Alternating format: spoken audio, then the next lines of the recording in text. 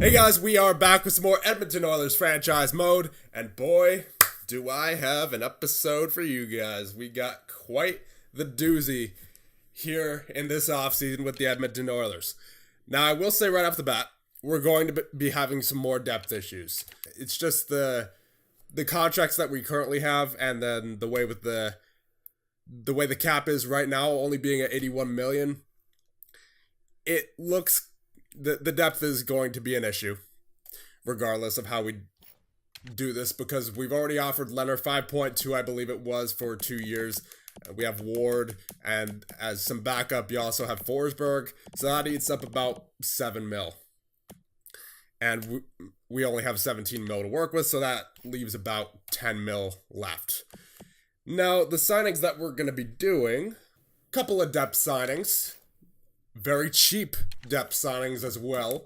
So we'll start by overall here. We'll go down all the way to Johan Larsson, 78 overall, fourth line forward.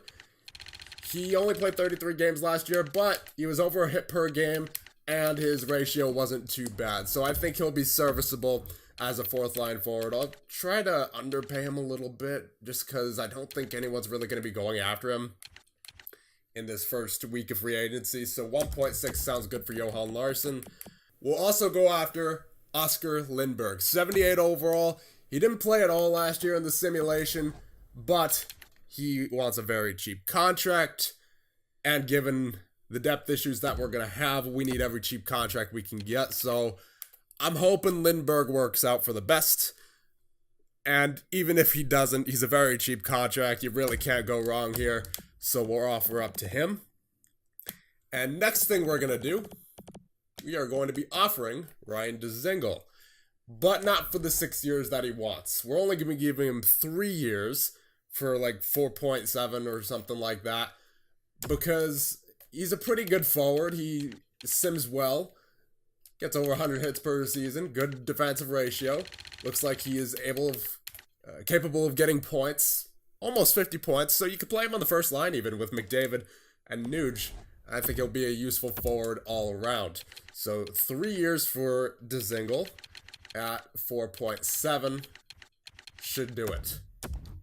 Now, here is where we make a significant move to really alter the course of this franchise. Now, first we're going to dump off a little bit of salary. Obviously, that's not the significant move. We're just doing something to prepare. So we'll get Person on here, as he's making $1 million, only for the next year, but still can save every little bit. We need every little bit that we can get here. He's on a one-way deal as well, so he's making $1 million no matter where he is. So we'll just trade him to a team that has a lot of cap. Sure, the Devils, they have like plenty in cap, $18 million.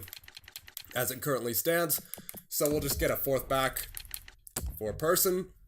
There you go. Okay, now, here is the big move. This might end up being the biggest trade of the GM mode, as a matter of fact. And the craziest part about it is, we're not giving up that much. We will be giving up Declan Calvert, a guy we just drafted, 18 years of age, but he's only 50 overall.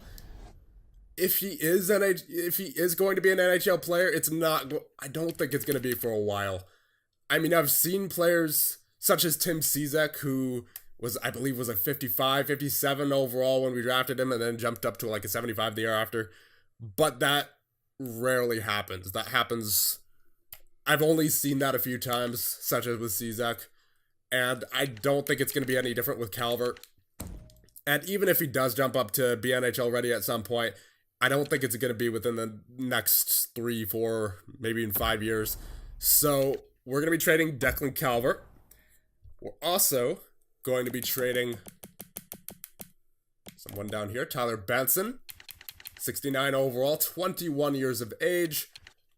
I don't really see a particular need for him. We have Ryan McLeod coming up as well. We have Yamamoto. We have plenty of wingers in the system. And as well as just, in general, future wingers, whoever we draft. And we're also going to be sending the other way 2 second-round picks, ours and Carolina's. And yes, we don't have to give up the first in this. We are going to be trading Calvert, Benson, and 2 seconds to the Toronto Maple Leafs. Mitch, Marner. That's right. I'm doing it. We're going to be trading for Mitch Marner and then getting him on a contract. And here's my reasoning. He doesn't want that much right now. I checked in free agency. It says he only wants 6.7 mil. And if we give him that much for 8 years, since he's an RFA, and we offer him 6.5 for 8 years, that will be a steal for Marner. Now, obviously, this is where our depth issues are going to come from during this year and maybe next year. But the thing with Marner's contract is that if we give him 8 years, that's going to stay at a 6.5 for the basically up until year number 9. And the cap's going to keep going up. But Marner's contract's going to stay there at 6.5. So if we get Marner on a team that already has McDavid, Draisaitl, Nuge, and Puljujarvi, that will be Marner. In addition to all of that, that's our top 6 set for the entire GM mode. So if we could get Marner, I think that would give McDavid a lot of help, and that would help out the simulation a lot. More than it would having depth. Okay? I mean, I looked at the options like Johansson and who else was there? I mean, we obviously went after Dzingel, but I wasn't going to get a couple of those 85, 84 overall players for like $5 million each, because why overpay someone in free agency when you can underpay Mitch Marner and for a long term and get him for a pretty cheap trading price? Calvert, Benson, and 2 seconds for Mitch Marner. Proposed trade. Trade accepted. Let's go. All right. There you go, boys. I said my piece, what I needed to say. Let me know what you guys think in the comments. And I personally think it's going to help the simulation a lot. Now, unfortunately, this does mean we are going to have some depth issues on defense as well. However, I do want to give Bear and Jones the chance. I don't think that Bouchard will be ready. And I don't think Byram will be either. So you may as well give Bear and Jones a chance. They're both 22 already. If they're going to jump, it's probably going to be this year. So I want to see what they have in them, if they're capable of making the NHL. And I didn't want to, there was no defenseman in free agency who I really wanted to overpay. I mean, Gardner's there, Myers is there, but no one who really fits into the age range that I'm looking for. That'd be 26 or younger. And there was just no one who was worth overpaying as far as defense goes in free agency. And the fact that we're getting Robin Lehner, possibly, I would hope anyway, given the contract we gave him, is kind of, I wouldn't say insurance for having a weaker defensive core, but it's definitely going to help in our goals against. So I'm hoping that all of that works out, and if everything goes according to plan, this team will be fantastic for years to come, in a couple of years at most. We have Bohm Byram coming up, Bouchard, Yamamoto, all rookies coming up. Now we have Marner. And if we get Dzingel as well, and then you get Lehner, you're looking pretty set. You really are. And all that, you just have to wait. You just have to wait for the salary cap to go up. After that, you can solve your depth problems, and that's pretty easy to do. So we just need that cap to go up, and everything will be in place. So just a matter of time, really. So at this point, we're going to see if we get our free agents, and we also signed a lot of scouts as well, so that should help out in our drafting department. So we're going to see them sign right now. Yep, Riley. And this is going to take a while, so I might end up cutting this. Yeah, we signed 13 scouts, so this is definitely going to take a while. I'll cut this out. All right, so Larson accepts. Ward accepts. Dzingel accepts. Lindbergh accepts. Forsberg accepts. Lehner accepts. Now, we should, if my math is correct, we should have enough cap to sign Mitch Marner. We do. 7.5 still. So as we go to RFAs, Marner, he wants 6 years, we'll give him 8. He wants 7 mil right now, we'll give him 6.5. Now you see what I mean about this contract being extremely team friendly in the future. The contract's not going anywhere. The cap's only going up. This is going to be a great signing if we can get Marner at 6.5. And Marner accepts. There you go, Edmonton. What an offseason for your Edmonton Oilers. We'll see if those moves pay off dividends or if our depth issues are going to hurt us once again. But this time, we actually have help on the wing. That's the difference between this season and last season.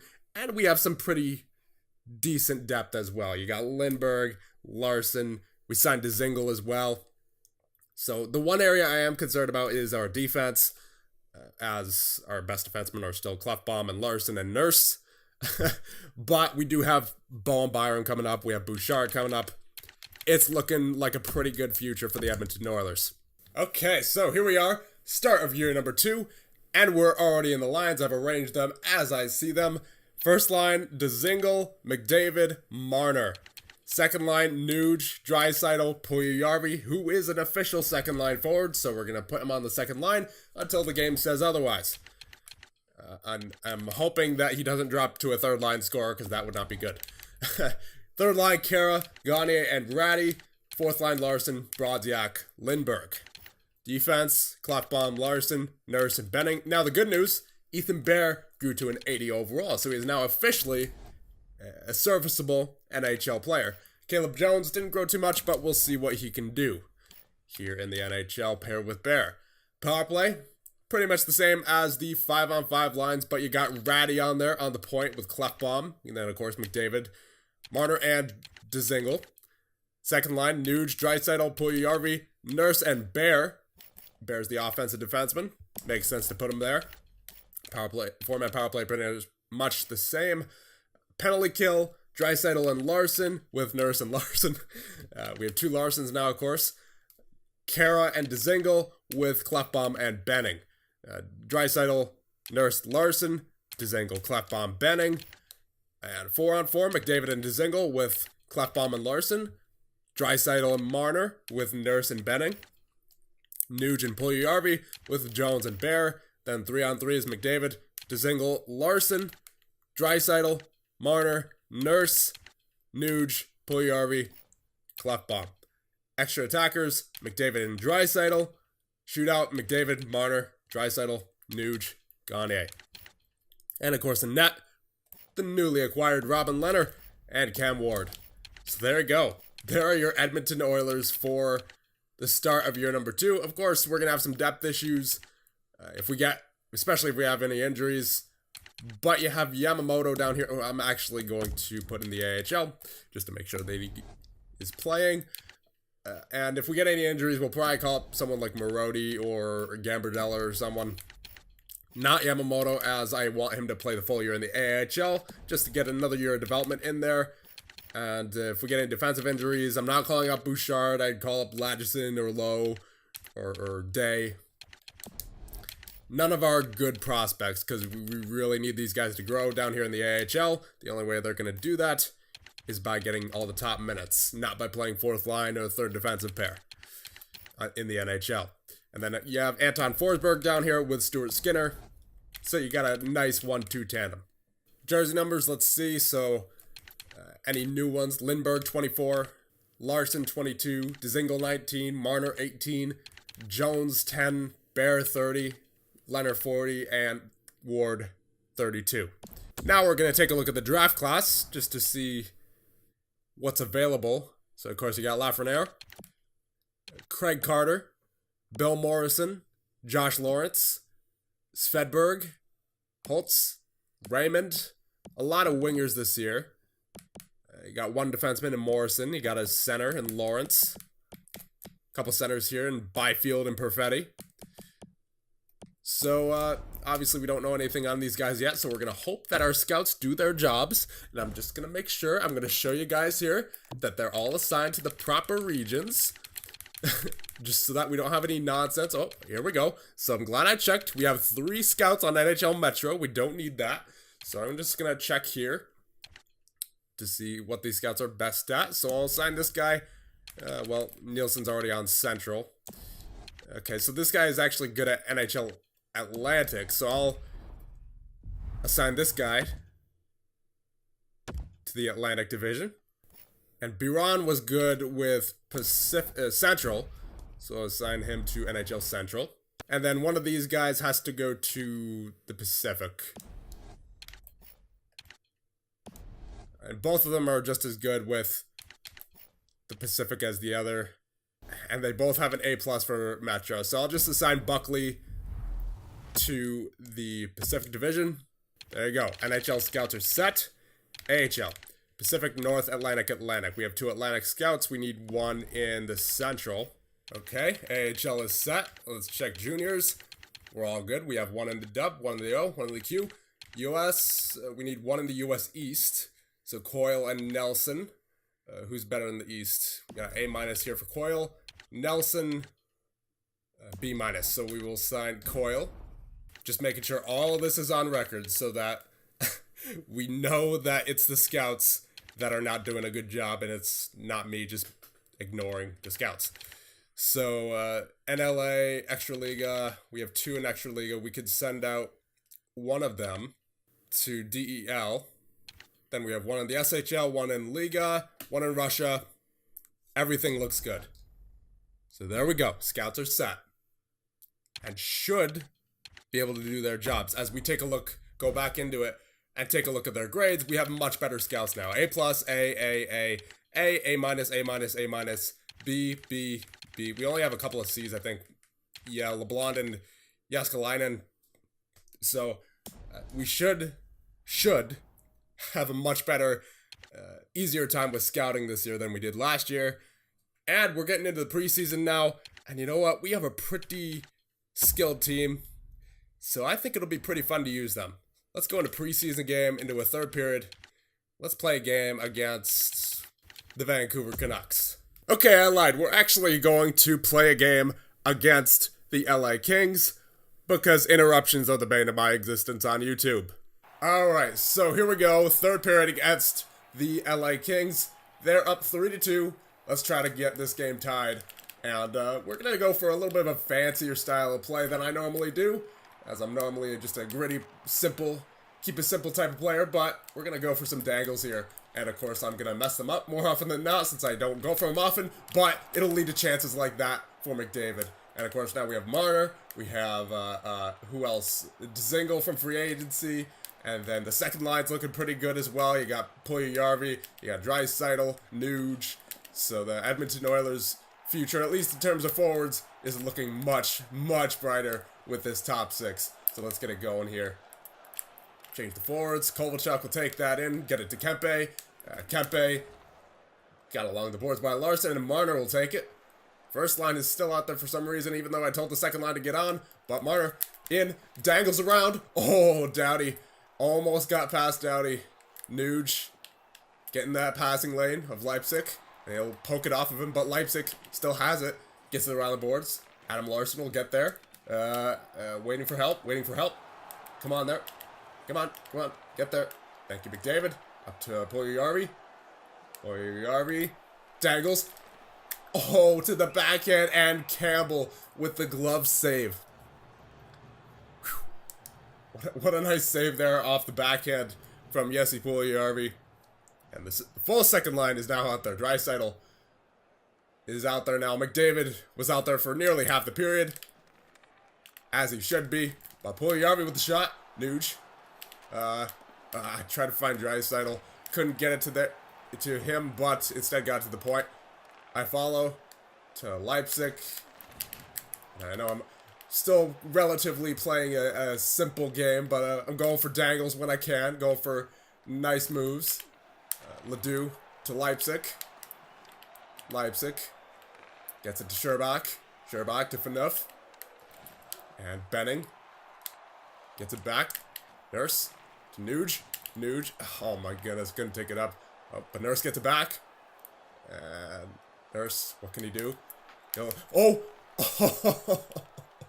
That was pretty nice, for my standards at least. As you all know, I am definitely more of a simple player, but I don't pull those types of things off often.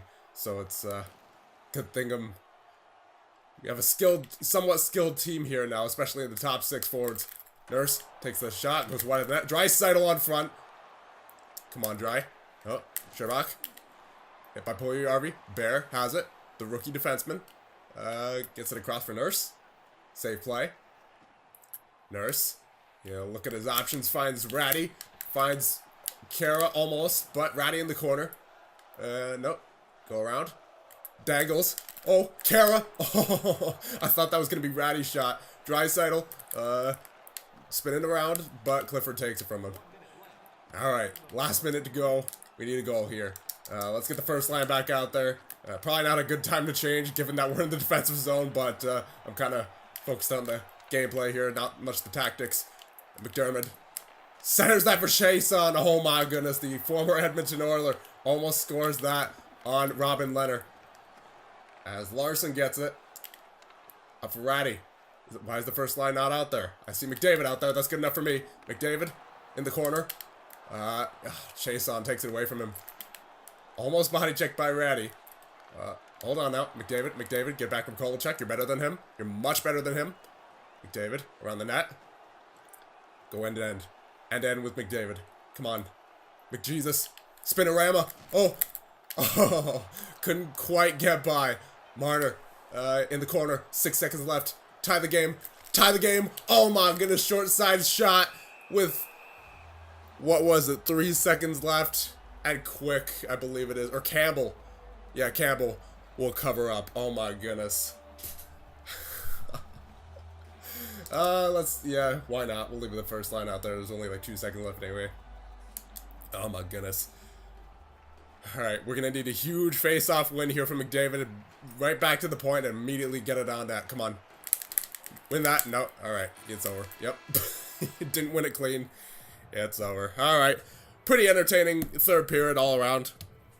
Unfortunately, we couldn't get the goal, but you know what? Future's looking bright for your Edmonton Oilers here. Let's get back to the menu. Alright, so Mitch Marner so far, 8 points in 6 games played. I would imagine that's partially from being with McDavid, but how good, as of right now, does that $6.5 million per 8 years look? Alright, so let's get the rest of the preseason done. And now, obviously, all those points are coming from preseason. We'll see what he can do in the regular season with McDavid and Dzingel, but I expect more or less the same out of Marner and McDavid, of course. So, the scouts have been assigned. You guys saw. We made sure that every single scout was in a different region. So if the scouts mess up, it's not my problem. And obviously, I'll manually assign them if they screw up. But they should be able to be good enough now, especially now that we have several A overall scouts. I don't think we had any before. We should get a lot more done amateur scouting wise. So I would say we'll go, let's just go 2 weeks with this roster. We'll see what it's capable of. Game against Anaheim, 4-3 loss. That's all right. Rebound from it. There you go. 5-4 shootout win. 5-2 loss. All right. Another 5-2 loss. Okay. So we're seeing some of that defensive weakness coming through in those games, but a 5-1 win. So when we win, we're winning big. But when we lose, we also lose big. Yeah, there you go. So even through the first 6 games of the season, I can tell that once again, whenever we win, it's going to be from our offense. And I mean, we could have predicted that before the season even started. The defense looks like it's going to be kind of rough this year. Obviously, given that we have a couple of rookie defensemen on the back end, and that is just not all that deep in general. But we do have Robin Leonard back there, so I'm hoping that he'll be able to backstop us for the majority of the season. Looks like he's having a rough go at it right now, though. 886 save percentage so far. So Ty Ratty with 6 points in 6 games. Not a bad start on the third line. Obviously, not a great start for the team, but we are seeing some good individual efforts, such as Ratty, who hopefully can keep it up. I would imagine McDavid and Marner are there on the score sheet. So, is there any change we need to do defensively? Let's see, what is the top 6 doing? Dzingel, 3 points. McDavid, 5. And Marner, 5. Alright, not terrible. Puljujarvi, 4 points, not bad. Draisaitl, 4. Nuge, 4. Okay, so the top 6 is scoring, for sure. Ratty with 6. Gagne with 3. Kara with 3. Larson with 2. Brodziak with 1. And Lindbergh with 1. Let's see how Lindbergh is doing defensively so far. I'm interested to see his simulation because he wasn't in the simulation last year. He has given the puck away quite a bit so far. That's alright. He's cheap depth. So for right now, we got to keep him. Clefbaum, he could be doing better for sure. Only 1 assist so far, -6. Larson, nothing. Benning, 1 assist. Nurse, 4 points. Okay. Jones, 2 points as well. Bear, nothing so far. Alright, so you kind of expect this out of an inexperienced group. Obviously, I'm hoping for an improvement this year, but it's looking like our offense is finally there, given that we have the top 6 talent now, especially on the wing, which we didn't have last year, other than Nuge being on the wing, but that was really about it, let's be honest. So, let's go the rest of the month. We'll see what happens with these Oilers. Okay, so after another 2 weeks, we are 5-6-2. Obviously not where we want to be. But once again, whenever we're winning, we're getting the goals. 5-4 win against Philly.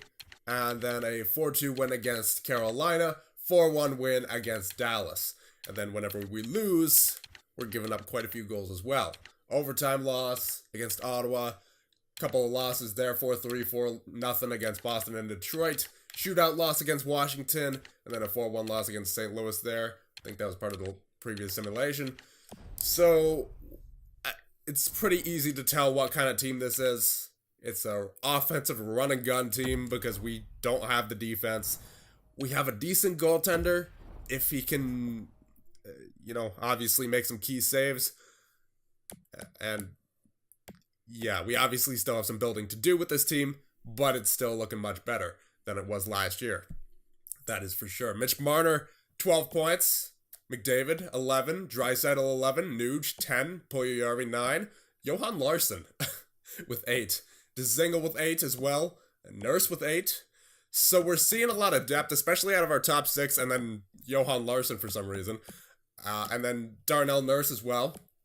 So we're seeing good signs out of them. Ty Ratty slowed down a little bit since the first 6 games of the season. He had 6 points in 6 games. Now he has 7 points in 13. So only 1 in the past 7. That's a bit rough for him.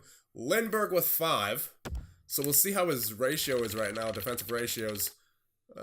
Well, it's about the same as it was before. It's at 11-5 now. Before it was 5-1. So it's really not much of a difference, at least in terms of the 2-1 ratio there. Gagne with 4 points. Brodziak with 3. Clefbaum with 3. Carrot with 3, Jones with 2, Benning with 1, Larson with 1, Bear with 1, so everyone has at least 1 point. But after Ratty, I would say it really drops off. And even Ratty recently hasn't been great. So everyone from Nurse up been doing great, but then from Ratty down, not so much. And that's obviously where the problems come with this team. So we're going to have to rely on our star power for sure, at least in terms of forwards. Goaltenders, Robin Leonard hasn't been doing great so far, .891 save percentage. So it's a good thing we only signed him for 2 years. He wanted like 5 years, I think, out of free agency. I was not giving him that. And I'm glad I didn't, so, at the moment anyway. He could always turn it around, for sure. He had a .920 save percentage, I believe, last year. But an .891 right now really isn't great. Although, to be fair, he doesn't really have much of a defense in front of him. So, goals for per game. We are 3rd in our division. Goals against per game. Yeah, we're dead last. 3.38. That makes sense. Power play. Could be a bit better. Could be worse. 18.8. Like it to be around 20. Although it's still fairly early in the season. Can't judge it too much yet. Penalty kill, 78%. Could be better, could be worse. Again, that's basically the story of the Edmonton Oilers for the past, 10 years? So, yeah, I mean, it's definitely a rough go so far. But I believe with the right line combinations, we might be able to make some noise. And we also have to get Robin Leonard going somehow. So I think these lines are honestly working the way they are, at least in terms of the top six. You might be able to change something about the bottom six. Maybe you flip Lindbergh with Kara or someone. I don't know. I mean, there's not too much depth, as we all know. Ratty hasn't been going as of recent, so maybe you consider getting him on the fourth line. I don't know. Again, there's any change with this team would be a shot in the dark. Maybe you consider moving Larson Nurse up with Larson instead of Clefbaum, since he's been getting offense. But then again, maybe you keep him on the top four, because maybe that's the reason he's been getting all that offense, is because he's not going up against the other team's top lines, you know? And you really you gotta hope that Leonard turns it around, and maybe Ward, as that veteran presence, can help him do that. So I think that's going to be about it for this one. It's been a fairly long episode already, so we're going to end off here. Let me know what you guys think, and I'll see you guys in the next one.